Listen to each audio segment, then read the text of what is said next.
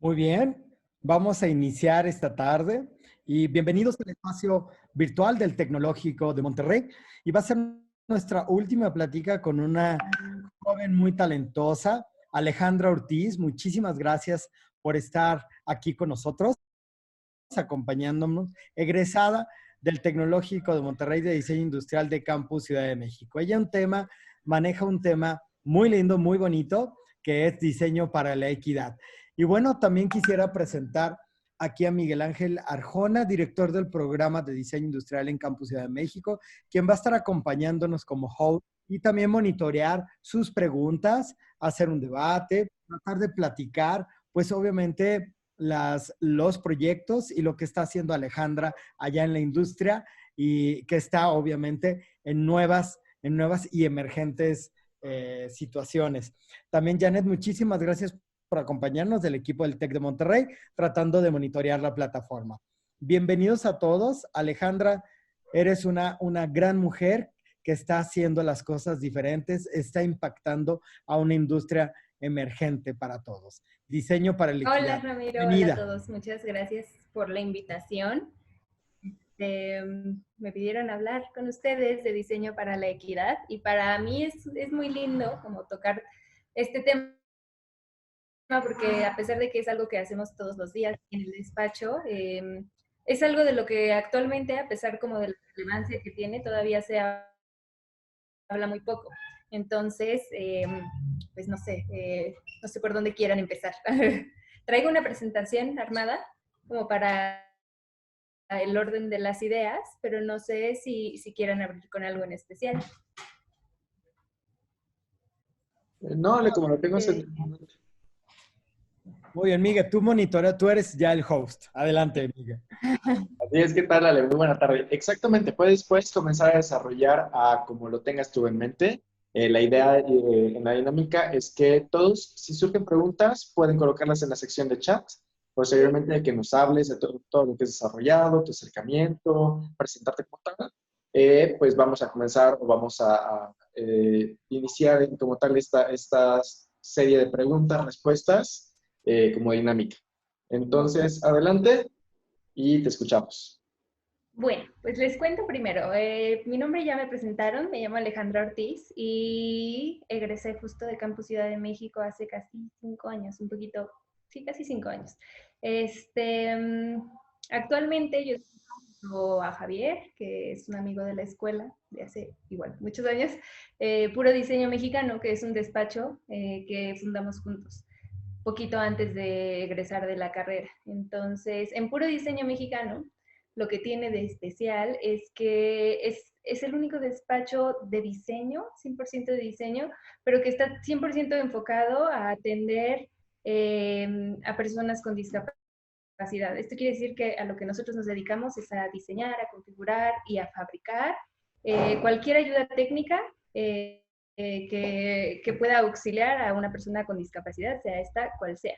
Entonces, les voy a ir pasando la presentación. Bueno, esta era la presentación de PDM. Esto es lo que nosotros hacemos. Cuando empezamos, en realidad, solamente nos dedicábamos a hacer estas sillas que sirven como para que una persona que tiene lesión o que está paralizada se pueda poner de pie. Y esto obviamente cambia totalmente como la visión que ellos tienen pues como del entorno, además obviamente muchos beneficios que tiene como luz, ¿no? Entonces empezamos haciendo esto y empezó como un proyecto de escuela, realmente. Con el tiempo y los mismos caminos, los caminos de la vida y mediante la incubadora del TEC-CCM, fue que empezamos a encaminar un poquito más el proyecto porque nosotros no queríamos dedicarnos al 100% a esto en un inicio. Y creo que esto es algo que le pasa a muchos diseñadores, ¿no? Que cuando vas empezando tu carrera, quizá quieres ser como Philip Stark o como Karim Rashid o cosas así, y en realidad no estamos muy conscientes de las problemáticas pues que nos rodean y que son un poquito más tangibles y que al final nos afectan de una manera importante a todos.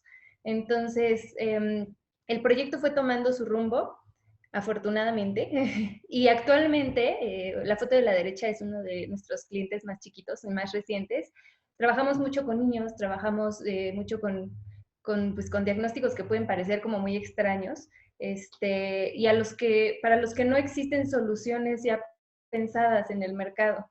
Entonces, literalmente cada proyecto que nosotros hacemos actualmente parte de un brief bien específico de una persona nada más. Entonces, es un trabajo como constante de diseño y que además tiene que ir como a marcha forzada, porque la gente tampoco está ahí como esperándote a que iteres y prototipes y ya sabes. Ay, se me fue el botoncito. Aquí está. Esta es otra parte de nuestro trabajo. Y bueno, la razón por la que estoy aquí es para hablar con ustedes como de diseño para la equidad. Eh, para mí este es un tema bien, bien importante, les decía.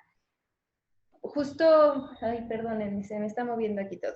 Es muy importante porque estamos enfrentándonos como estamos en un momento histórico en el que la mayor parte de la población está comenzando a abrir los ojos o al menos a tomar responsabilidad y a tomar acción. Entonces, esos problemitas que muchas veces vemos como normales, pero que en realidad no lo son y que nos atañe a todos. Entonces,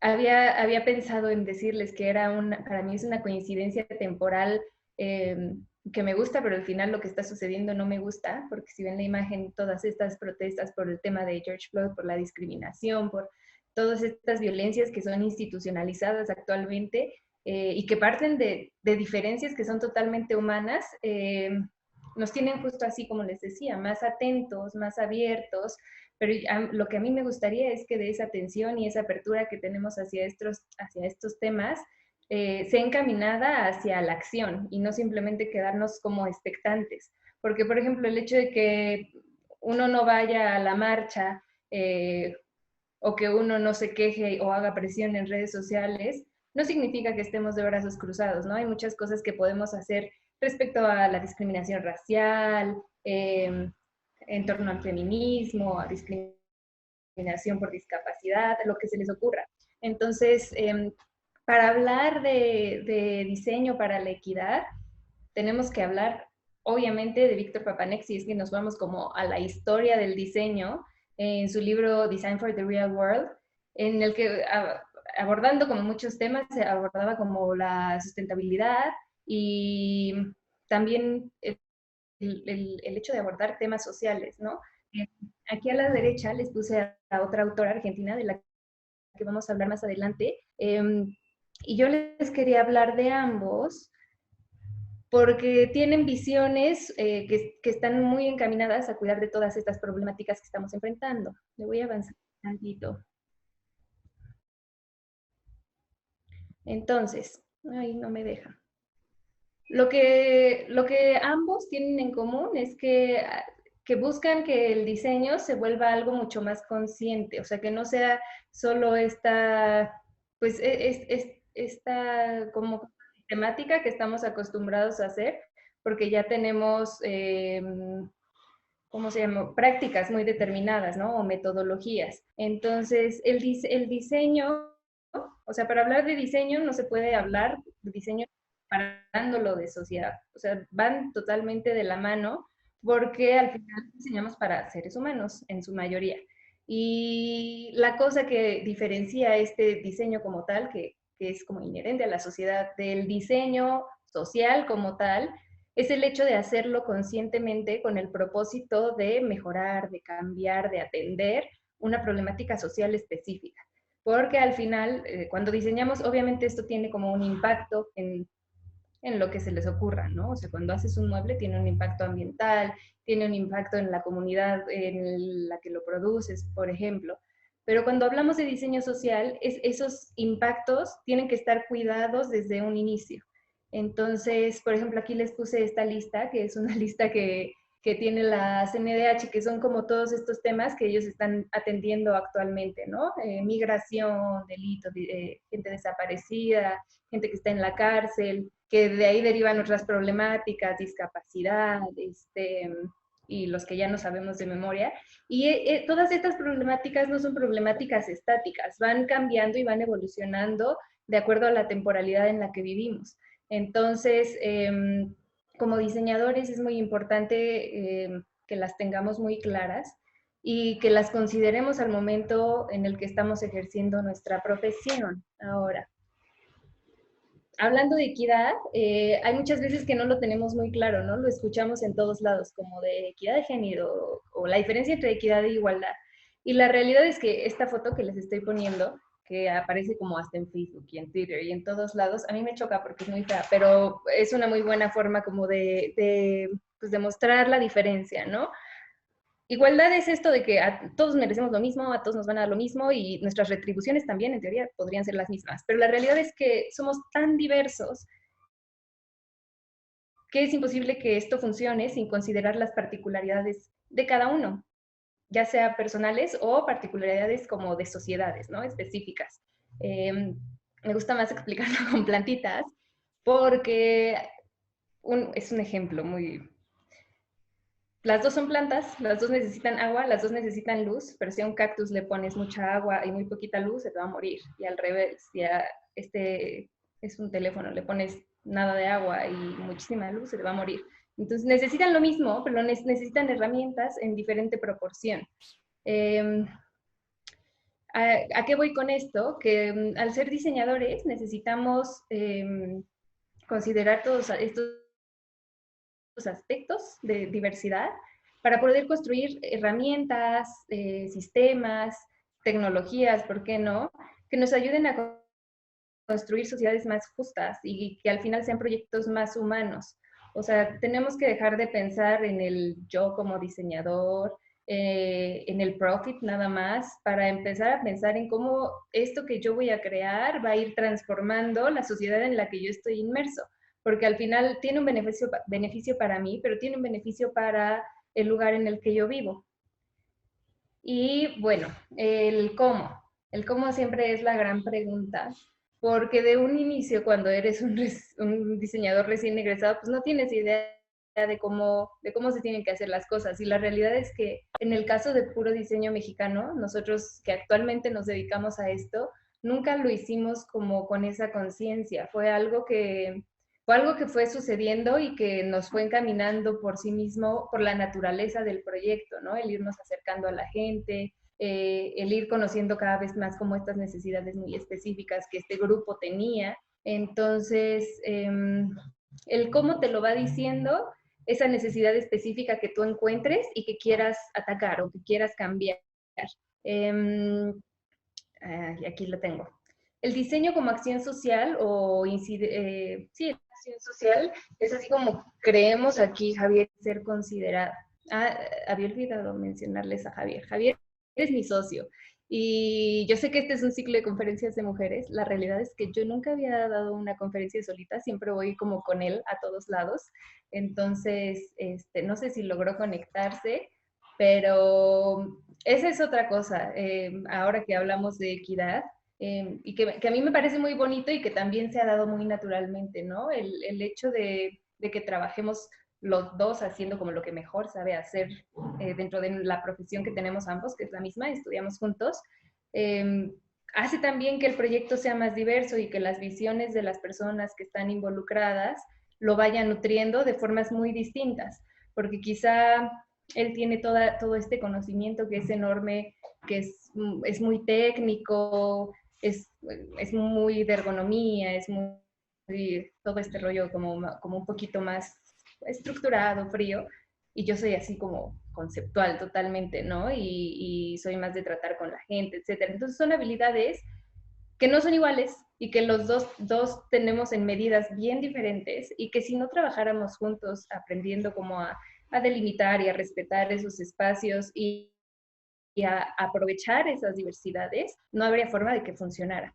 Entonces, la razón por la que les ponía que el diseño es una acción social es por todo lo que estamos hablando. Entonces,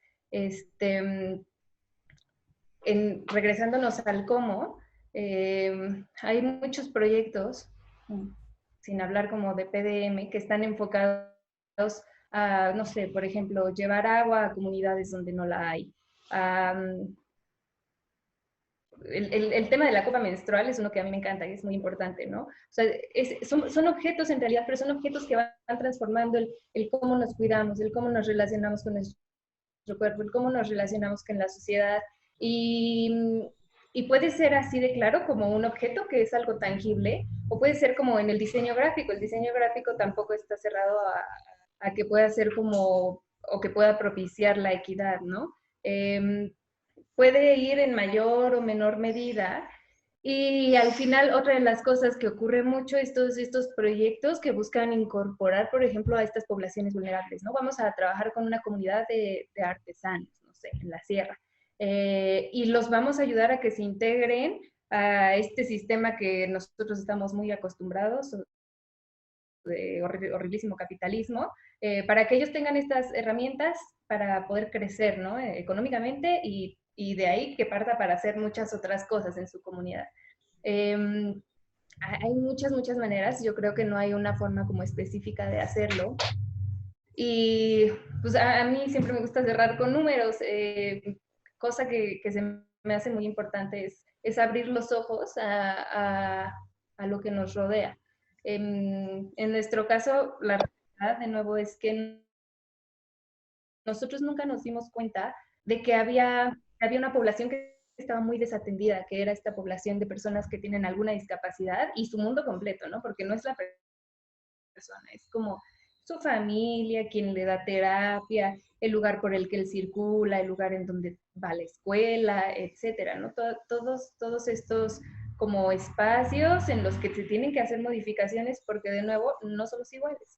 Entonces, yo recién empezábamos el proyecto, iba por la calle y decía, es que yo nunca en la vida había visto tantas personas en una silla de ruedas. Y la realidad es que sí las había visto, pero no les había puesto atención. Porque una de cada, o sea, el 5.6% de la población en México, una de cada 18 personas, tiene una discapacidad. Y díganme ustedes si cada que están en la calle ven 18 personas y hay una con discapacidad. Claro que no. El problema es que está muy poco visibilizado, que no ponemos atención y que al final es esa invisibilidad de estas problemáticas que ocurre como en todas las problemáticas sociales, hace que se siga perpetuando y entonces se vuelve un círculo vicioso a menos que poco a poco se vayan generando cambios. Entonces, hablando de este número en específico, imagínense que es como si en un salón de clases, en todas sus clases hubiera una persona que tiene alguna discapacidad. Entonces, ¿por qué no las vemos? Pues justamente porque esto va propiciando de nuevo segregación, marginación, etcétera. Hemos conocido muchísimos casos en los que, no, pues tuvo un accidente hace 5 años y desde hace 5 años no sale de su casa, o porque no quiere, o porque no tiene la silla adecuada, o porque qué va a decir la familia, o así miles de lo que se les ocurra. Literalmente nos hemos topado historias que de verdad son de terror y que es cuestión de ir cambiando el chip. Entonces, de este porcentaje que ya es muy alto en torno a la discapacidad, ahí no lo puedo cambiar. La mitad, más de la mitad de este grupo reporta haber sufrido algún tipo de discriminación, por ejemplo. El 20% de la población mexicana de más de 18 años ha sufrido discriminación por lo que quieras, porque eres morenito, porque eres chaparrito, porque eres lesbiana, porque eres católico, porque no eres católico, porque así, por lo que se te ocurra.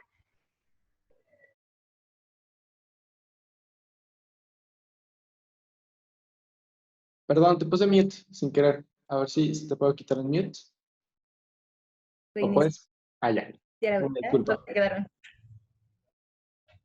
Sí, no sé dónde se quedaron. ¿Sí escucharon? Nada, fueron los últimos 10 segundos, tal vez. Ok, bueno, regresando a...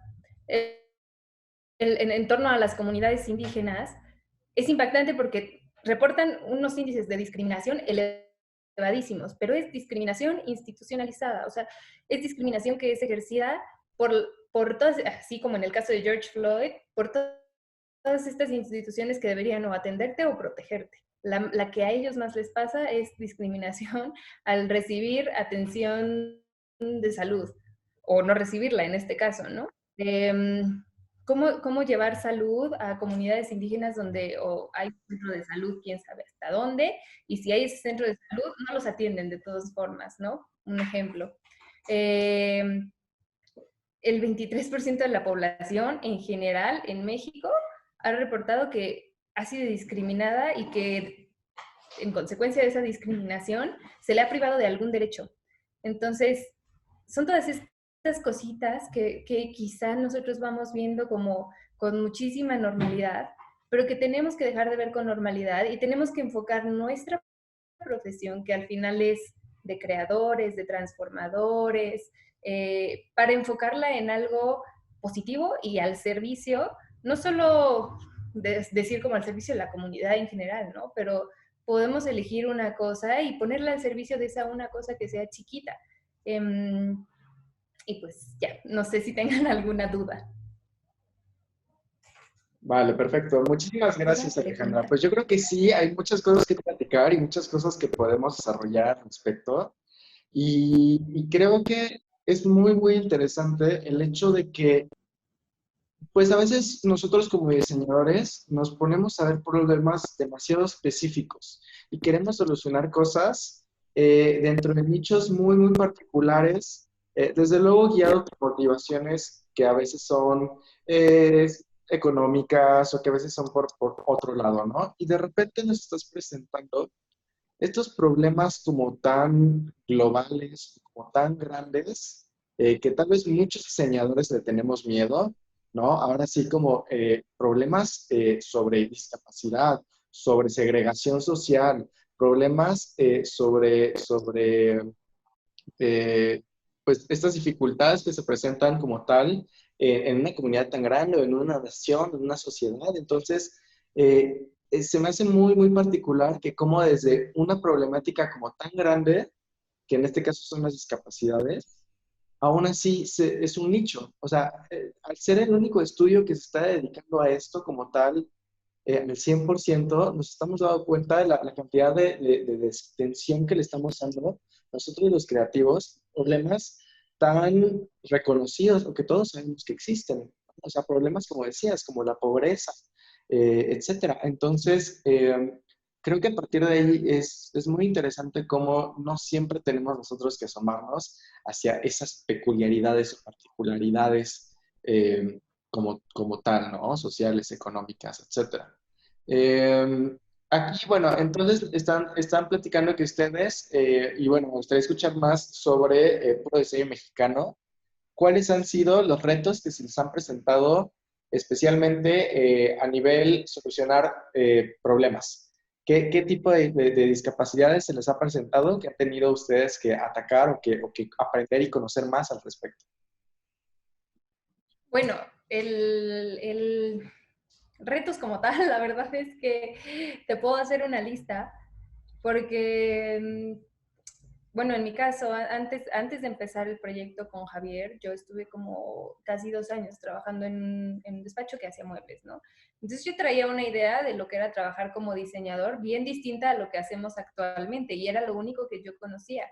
Entonces, además de esto, tanto Javier como yo teníamos un background de papás que trabajan o sí, que trabajaron toda su vida creando algo y vendiendo, ¿no? O sea, crecimos en fábricas los dos, a final de cuentas, y sabíamos cómo funcionaba como un proceso de producción y sabíamos más o menos como la organización que teníamos que tener para que esto funcionara, pero del saber cómo funciona y haberlo visto a hacerlo tú solo y además hacerlo con pocos recursos, es muy diferente porque cuando empezamos, yo creo que este es el reto principal y es un reto que es mental al final. Cuando empezamos, ninguno de los dos tenía así como que, ay, tengo 20,000 pesos para empezar nuestro proyectito, ¿no? O sea, los dos salimos y nuestros papás nos dijeron, pues ahí se ven a ver qué hacen.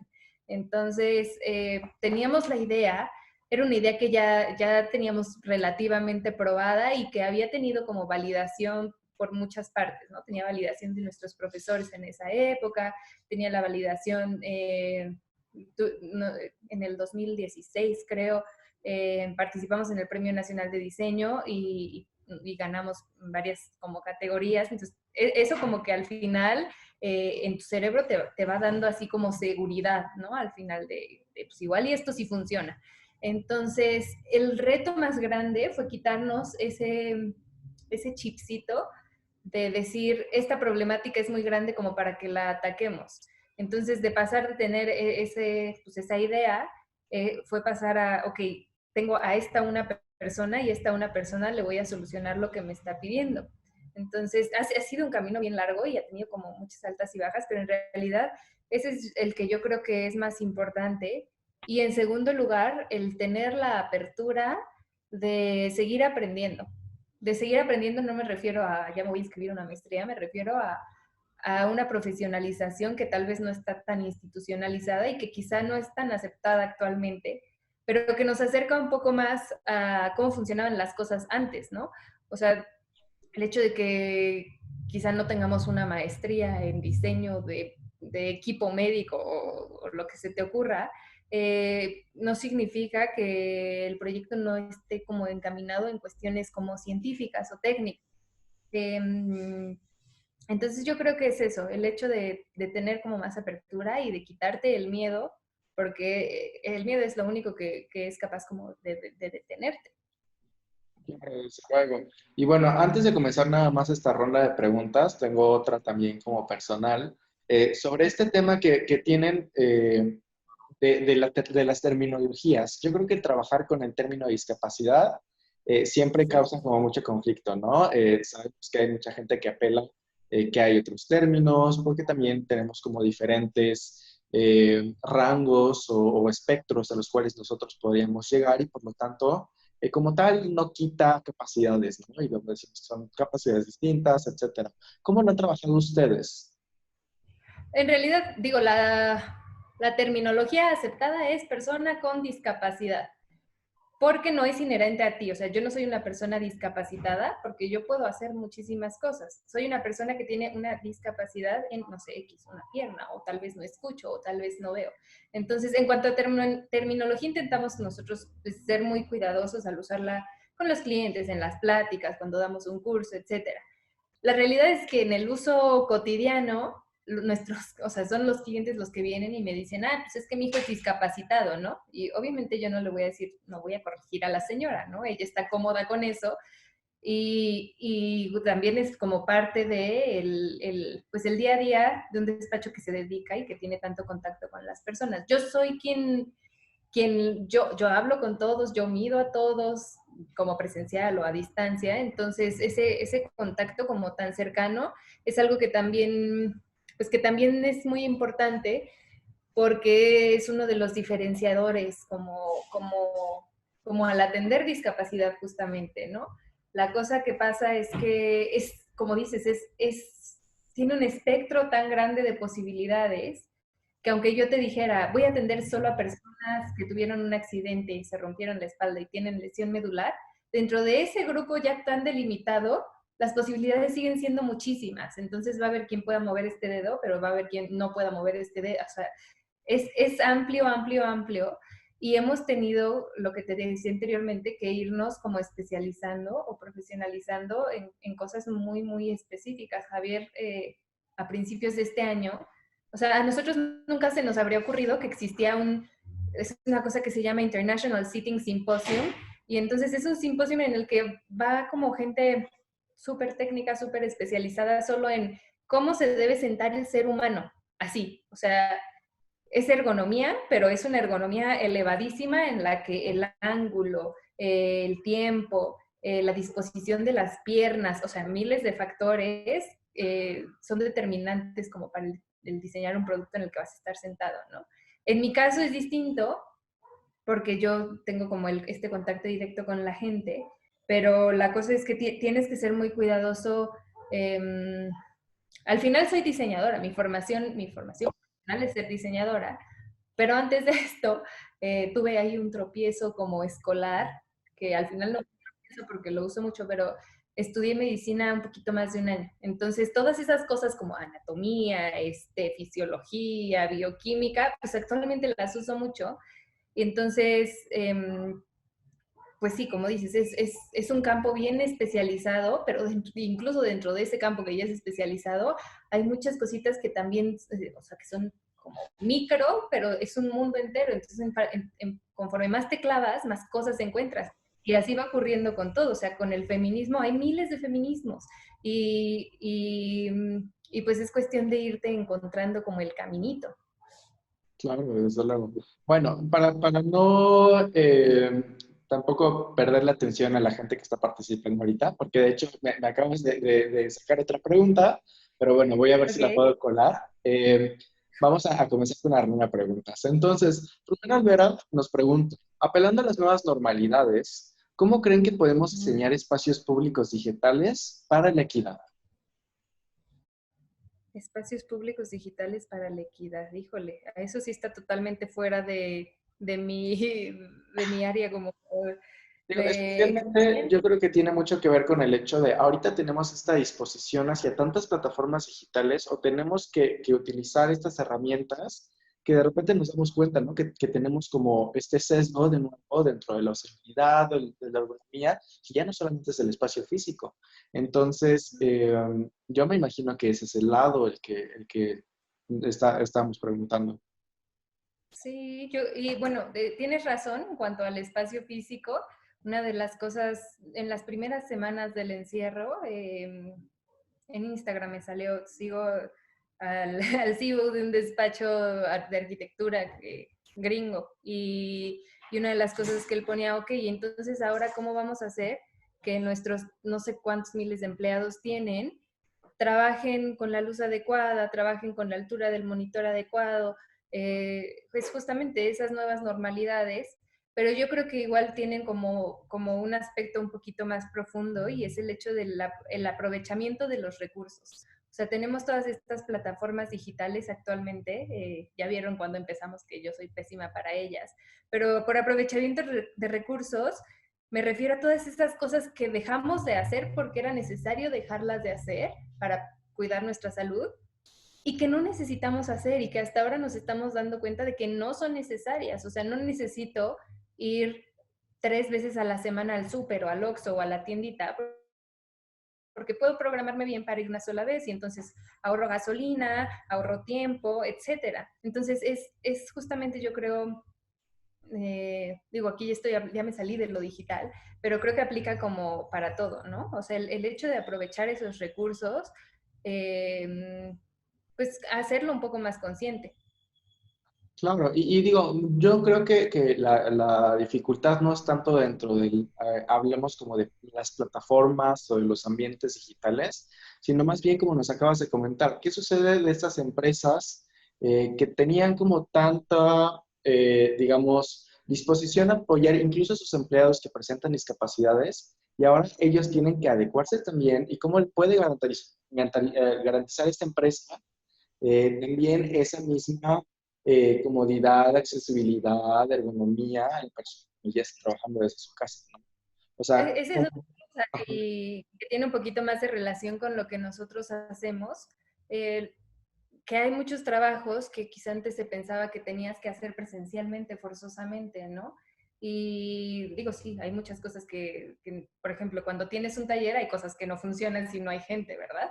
Pero dependiendo de las industrias, hay muchas cosas que dan esa apertura para que las personas que tienen esta limitante para desplazarse con pues, relativa facilidad, puedan acceder a empleos en otros lados. O sea, son nuevas aperturas y nuevas normalidades, como dicen. vale, pero vamos a seguir explorando más y más, desde luego. Bueno, vamos a continuar entonces. María José Álvarez nos pregunta, en tu experiencia, ¿cómo podemos asegurarnos que nuestra solución es la correcta y no se va a volver un problema más adelante? No hay forma de que sepas que tu solución es la correcta. O sea, no la hay. Y más, bueno, no sé, o sea, siendo diseñador, creo que eso es algo que vas teniendo claro desde el principio, porque cuando tú crees que ya terminaste y que tu diseño es perfecto y que ya probaste tu prototipo, viene alguien y lo prueba de alguna forma distinta y te lo echa para abajo. Y vas de nuevo y hay que iterar y hay que cambiar y hay que volver a prototipar. Entonces no hay certezas. Específicamente en el diseño no hay certezas y más aún tratándose de temas que son tan complejos, ¿no? Porque no es como voy a construir una mesa y el chiste es que no se caiga y que aguante tantos kilos. O sea, no hay forma de comprobarlo como si fuera una teoría que compruebas, ¿no? O sea, es cuestión de ir avanzando y de que se vaya modificando sobre la marcha. En nuestro caso te podría decir que, híjole, de haber empezado con un producto que era esta silla que sirve para ponerse de pie, ahora en nuestra tienda en línea yo creo que hay como más de 30. Y de esos 30 que todos diseñamos y fabricamos aquí, no hay una sola versión porque están en cambio constante y, y sobre todo en estas problemáticas es cuestión de que generas tu hipótesis de diseño, la pruebas y quizá para esta persona funciona, pero quizá para esta no. Y entonces en todas las problemáticas sociales va a pasar lo mismo, porque quizá, poniendo de nuevo el ejemplo del feminismo, aquí en México funciona de una forma, pero en un grupo de personas musulmanas, por ejemplo, va a funcionar de una forma totalmente distinta. Entonces no es como que, no lo podemos poner así en una balanza de funciona, no funciona. Claro, al final todos los problemas tienen sus particularidades, ¿no? O sea, al Tiene mucha final, lista. sí. Y bueno, también creo que tiene mucho que ver con nosotros como diseñadores y la responsabilidad de la creación. Una de las cosas es que, eso sí, si vamos a generar una solución, aunque no sea perfecta, siempre debemos de evitar al menos que genere otra problemática, ¿no? Claro, bueno, Porque sí sucede. Bueno, sí, sí. Alex Fons, bueno, nada más nos dice felicidades a todos, especialmente felicidades a ti, Alejandra. Creo que está haciendo un gran impacto a través de este proyecto y cómo estás abordando estos temas que no muchos se atreven en el campo creativo, especialmente aquí en México. Entonces, bueno, nada más fue este comentario de Alex. Muchas gracias en ese sentido. Y vamos con otra pregunta. Rocío Velázquez, ¿le han dado seguimiento a sus clientes a determinado tiempo para ver el impacto en su calidad de vida? Sí, tenemos un programa. Bueno, para empezar, la relación con todos nuestros clientes es muy cercana. Si a mí alguien me llama y me dice, oye, yo te compré una silla hace 2 años, yo sé quién es, o sea, así. Y intentamos tener este control tan cercano porque es parte esencial del proyecto. No queríamos que fuera como que, ay, pues somos una fábrica de equipo médico y pues suerte, ¿no? A ver cómo te va. Todos los proyectos que hacemos son muy especializados y muy enfocados a necesidades específicas de personas reales. Entonces, el seguimiento y el contacto es directo, ¿no? O sea, yo tengo su teléfono, ella tiene mi teléfono. Y dos, este programa que te digo es que anualmente mandamos una especie de encuesta que recoge información sobre si has, primero sobre el producto, ¿no? Si has tenido algún problema con el producto, si hay algo que te quisiera mejorar, si has utilizado tu garantía, o cuántas veces has utilizado tu garantía. Y la pregunta final y la más importante es cómo, o sea, cómo ha impactado este producto en tu calidad de vida. Entonces, con esa información, una es pues para dar seguimiento y que el cliente se sienta acompañado. Y número dos es información que a nosotros nos sirve para ir encontrando el caminito también, ¿no? Claro. Y también, bueno, ahorita con lo que nos estás diciendo, de los productos que ustedes están manejando, de los servicios que ustedes están proporcionando, ¿qué porcentajes, digamos, de cierta manera, son, llamémoslo así, como estándar o de fábrica? ¿Cuántos son personalizados? O sea, ¿qué niveles de atención están dando, digámoslo, en ese sentido, ¿no? ¿Cuántos Oh, son oh, oh, individuales? esa es una súper pregunta porque, digo, yo sé, el, el que sea un despacho que atiende como individualmente, eh, hace que nuestros procesos sean más lentos. Entonces, que las esperas para el cliente sean largas eh, y al final este costo de diseño va incluido en lo que los clientes pagan, ¿no? Pero ya me desvié de tu pregunta. Sí, desde luego, ¿no? O sea, lo que decía, ¿no? Creo que afecta mucho, en este caso que están abordando necesidades específicas, Ya, qué tan ya te recuerdo. individuales, ¿no? El porcentaje quizás sea un 20%, vendemos cosas que ya tenemos, así como de línea, y que quizá no son para todos iguales, pero que necesitan modificaciones mínimas y que ya están como muy estandarizadas, ¿no? Que ya tengo una tabla de medidas, que yo solo paso una hoja y ya saben cómo hacerlo, así. Y el 80% son personas que requieren algo como muy tailor-made. Entonces, esos son la verdad es que ese es el pan de cada día y es lo que más nos gusta hacer, pero es lo que más tiempo requiere, más recursos requiere, pero también más satisfacciones te trae de retorno, ¿no? Claro, y digo, al final nosotros, creo que una de las características que también tenemos los creativos es uno de esos hechos, ¿no? Que tenemos una gran importancia hacia esa satisfacción de que nosotros estamos aportando algo, de que nosotros estamos realmente apoyando de alguna manera y cubriendo necesidades. Bueno, tenemos otra pregunta de Carlos Mancha y dice, ¿creen que las nuevas tecnologías como la realidad virtual y la inteligencia artificial puedan hacer un cambio en ámbito de discapacidad? ¿Cómo las integrarían? Sí, de hecho tenemos un proyecto que está en pausa justo por el coronavirus. Tenemos unos amigos en Los Ángeles que tienen una empresa que se llama Miron y ellos hacen, o más bien utilizan la realidad virtual y diseñan programas específicos para integrarse con equipos de rehabilitación. Por ejemplo, una bicicleta de mano, que es una bicicleta que usa alguien que no puede mover como de la cintura para abajo. Entonces, tú pones los pies en tu bicicleta y obvio van asegurados y con las manos pedaleas. Entonces, al ir moviendo las manos, se van moviendo los pies. Pero al ser una bici estática, porque no hay equilibrio lateral, pues es monótono, es aburrido, te cansas más rápido. Entonces, uno de los programas que ellos tienen es un programa, te pones tu visor de realidad virtual y entonces vas pedaleando, no sé, por una montaña. Eso en el caso como, pues no sé, de un adulto, ¿no? Pero tienen programas también, por ejemplo, que son enfocados en niños y entonces hay un tema con los niños que la rehabilitación es así como que terror no quiero, ¿no? A menos que tengan un super terapeuta que se los haga divertido. Entonces, estos programas son como, pues como un Wii literalmente, pero muy especializado y enfocado en atender como problemas motrices específicos. Entonces, nos lo trajimos.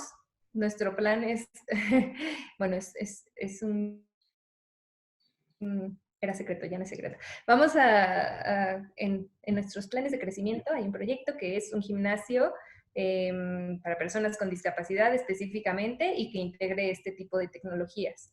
Entonces, justamente, pues todas estas tecnologías nuevas hacen, hacen una diferencia enorme, dependiendo de cómo las apliques, ¿no? Porque de pronto puede ser, pues me compré un visor de realidad virtual para divertirme, para pasar al rato, pero hay gente que lo utiliza para cambiar su motricidad. Claro. Y se me hace muy interesante también algo que estás comentando y que tal vez no tenemos como tan identificado dentro de las áreas de oportunidad internas que tienen ustedes, que es no solamente están generando como este ataque directamente hacia los problemas cotidianos, sino también tienen los temas de rehabilitación, que son es como otro punto como aparte, ¿no?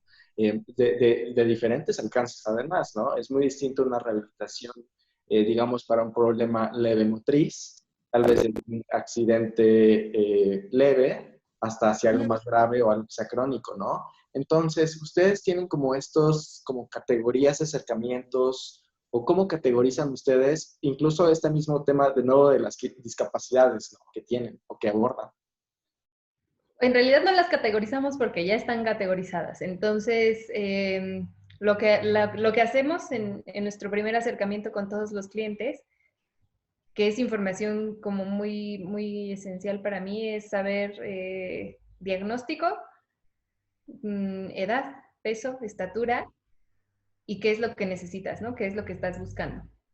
Sabiendo eso, yo ya puedo saber como hacia dónde encaminar o qué información necesita o qué información yo le ofrezco, ¿no? Y qué más necesito saber yo al respecto. Entonces, pues no es categorizar como tal, porque volveríamos a lo mismo, ¿no? Como yo tengo este producto para tal y este producto para tal, y esa no es nuestra intención es que sabiendo qué es lo que ellos necesitan, yo pueda ofrecerles un algo que es único. Entonces, así. Claro, al final no se convierte en un producto para tal y para tal, sino un producto para quién, ¿no? Entonces, ¿para quién y para quién? Claro, desde luego. Basado en esto, también acá tenemos otra pregunta de Pau. Dice, ¿cómo manejan las solicitudes de personas de bajos recursos que les interesa adquirir uno de sus productos? Eso es bien importante y es una pregunta que de pronto a mí me tiene sin dormir. porque cuando empezamos el proyecto, uno de los ejes así como rectores y que para nosotros era muy, muy, muy importante, justo por cómo nació el proyecto, era que tenían que ser productos que estuvieran al alcance de la mayor parte de la población en México. Pero hablar de la mayor parte de la población en México es hablar de, híjole, pues de pobreza en realidad. Entonces, es difícil para nosotros ajustarnos a presupuestos pues bajos, bajos, bajos, y lo que hacemos en esos casos es hacer como funcionar como este link entre instituciones, ya sea públicas o privadas, llámese DIF o una asociación como GILA, que atiende a personas con esclerosis lateral, incluso con la Sedena, para funcionar como este link y este traductor de lo que necesita esta persona, lo que yo sé que le va a hacer bien en cuanto a una ayuda técnica y lo que ustedes le pueden proporcionar. Entonces, haciendo eso hemos conseguido muchas veces, quizá no, es muy raro el caso en el que ellos cubren la totalidad, o sea, las asociaciones o las instituciones, pero es un apoyo grande, nosotros hacemos como otra parte de ese apoyo y entonces lo que acaba pagando el usuario es como algo pues significativo en realidad. Nos encantaría tener un programa de donaciones o algo así, pero pues para eso necesitamos fortalecer muchísimo y crecer muchísimo. Este, otro de los proyectos que tenemos en puerta es hacer justamente este primer producto que tenemos, que es la silla bipedestadora. Necesitamos empezarla a llevar como a comunidades remotas, pero para esto necesita adaptaciones técnicas. Entonces, adaptaciones técnicas y sobre todo lograr que el costo de producción sea bajo, bajo, bajo, bajo. Y entonces ahí tu cliente, que al final no sería un cliente como tal, es muy distinto, ¿no? En vez de ser algo totalmente personalizado, pues sí, que en realidad está hecho totalmente para ti, se convierte en un producto que es una necesidad, porque eso es lo que es salud al final, y que va a llegar a lugares en donde de otra forma no llegaría o ni siquiera se imaginaría, ¿no? Claro, desde luego. Pues digo, al final la salud es un derecho, ¿no? Y entonces realmente todos tenemos que tener ese acceso y pues a veces uno, ¿no? Como el que digamos es el proveedor, pues tiene como esa pues dificultad a veces que no siempre tenemos como todo ese crecimiento, no tenemos esa fortaleza, como lo estás diciendo, para aportar de cierta manera, pero al ser como intermediario, creo que es un muy buen paso en ese sentido, ¿no? Siempre creo que tiene mucho, mucho impacto. Creo que bueno, algo que nos pasa muy seguido es recibir comentarios del tipo, ¿y por qué no las regalan? ¿Por qué están haciendo negocio con la discapacidad? ¿Por qué, ya sabes? Y al principio cuando nos llegaban comentarios así, a mí se me estrujaba todo el corazón y también me daba coraje porque decía, es que esto implica muchísimo trabajo, sí, es mucho trabajo, es mucha investigación, son muchas cosas, pero ahí te das cuenta de que la necesidad es bien grande y que quizá una gran parte de la población pues no tiene mucha idea de cómo funciona un negocio, porque al final eso es lo que es, un despacho de diseño es un negocio. Entonces, para que nosotros podamos tener la oportunidad de ayudar y de dar y de retribuir en mayor proporción, necesitamos fortalecer la otra parte. Entonces, pues la idea es que justo de ese trabajo, que una buena parte de la población tiene oportunidad de accesar a él, podamos cubrir como las necesidades de la otra parte de la población que no la tiene. Claro, desde luego, porque si ustedes no tienen un fondo sólido, ¿cómo pueden ustedes aportar, ¿no? Entonces sí es muy común, ¿no? Que la gente a veces no entienda ese tema. Bueno, vamos con la última pregunta antes de que se nos acabe la hora. Vale Vela nos dice, ¿qué impacto ha tenido su vínculo con el Tecnológico de Monterrey sobre la difusión de la viabilidad de nuevos proyectos de emprendimiento? Hay un gran impacto. Es parte como de nuestra historia inicial y la verdad es que a mí se me hace bien bonito porque la, la realidad es que si no fuera por cómo el TEC aborda pues, estos proyectos de emprendimiento, es muy probable que esto se hubiese ido como por otro lado, o que lo hubiéramos abandonado y se hubiera quedado como un proyecto de escuela nada más, ¿no? Lo primero que ocurrió es que la red de profesores con la que estábamos trabajando en ese momento abrazó el proyecto, o sea, lo abrazó totalmente y nos dieron como los espacios que necesitábamos para mostrarlo. Esa fue la primera, ¿no? Por ejemplo, en nuestra época se hacía esta cosa que se llamaba hiperentrega, entonces lo enseñabas, te daban tu premio, mucha gente lo veía y desde ahí ya había gente que decía, oye, es que yo quiero una para mi tía. Y nosotros, no, pues vamos empezando, ¿no? Lo segundo que ocurrió y que está pues, totalmente ligado al TEC es que ya en la época de Inés, que ustedes conocen, nos consiguieron una entrevista. Y de esa entrevista, otra entrevista, y de esa entrevista, así, ¿no? Como que se fue como una cadenita de eventos afortunados. Y todo eso fue gracias como a los vínculos que tiene el TEC con los medios. Entonces, eso igual impulsó mucho el proyecto. Y la tercera, y creo que, pues sí, la más importante, es que es esta parte que tienen de incubación de proyectos, que no fue una incubación como tal, fue una especie de, le llamamos guía espiritual para emprendedores. Nos ayudó mucho a poner los pies sobre la tierra, sobre lo que podíamos y no podíamos hacer en ese momento. Entonces, sin todos estos recursos, yo estoy diciendo que el hecho de no tener esos recursos te impida impulsar un proyecto de este tipo y más un proyecto social. Pero en nuestro caso, todo esto hizo que se hiciera como así, como más rápido. Entonces, pues esos son como los beneficios que hemos tenido. Claro, desde luego, al final, digo, lo que intentamos es eso, al final, como institución, y qué bueno que ustedes también aprovechen las herramientas que hay, y creo que les ha ido bastante bien. Con esto cerramos la sección de preguntas. De nuevo, agradezco muchísimo, muchísimo de que hayas tomado tu tiempo para venir con nosotros, para platicar y cerrar contigo esta serie de conferencias. Realmente estamos muy, muy orgullosos de que haya gente como tú que realmente quiere abordar estos problemas de los que muchas veces tenemos miedo. Personalmente te lo digo, yo tuve un hermano con parálisis cerebral también conocer un poquito sobre estos problemas personales de discapacidad y lo necesitamos genuinamente y nos estás ayudando a nosotros a crecer demasiado. Entonces, sí, en nombre de todo el TEC, personalmente te lo agradecemos. Y bueno, aquí yo veo que se encuentra con nosotros Inés Álvarez. No sé si le gustaría compartir unas palabras. Como sea, ahorita está puesto el mute, pero Inés, ¿te gustaría decirnos unas palabras? A ver, le voy a abrir el micrófono. Sí. Pues así como me niego, ¿verdad?